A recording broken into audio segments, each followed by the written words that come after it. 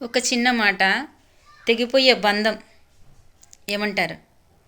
నోరు జారే మాట తిరిగి ఎప్పుడు మళ్ళీ తీసుకోలేమంట, తిరిగి రాదంట. తెగిపోయే బంధం తిరిగి రాదు, నోరు జారిన మాట మళ్ళీ తీసుకోలేం.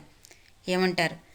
దానిని బట్టి తెగిపోయే బంధం తిరిగి రాదు, నోరు జారిన మాట మళ్ళీ తిరిగి తీసుకోలేం. కాబట్టి పెద్దలను కానీ మనకంటూ ఒక పెద్దలు ఉంటారు కదా, వాళ్ళని నోరు జారి ఒక మాట మాట్లాడేటప్పుడు ఆచి చూచి మనము మాట్లాడాల.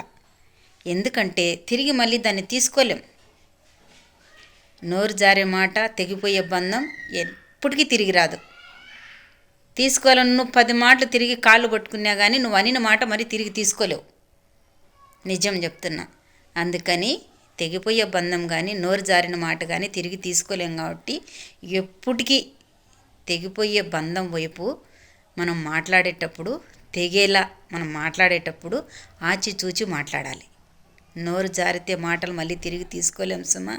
నిజమే కదా? నిజం అనిపిస్తేనే లైక్ కొట్టండి. బాయ్. సబ్స్క్రైబ్ చేసుకోండి ఫ్రెండ్స్. బాయ్.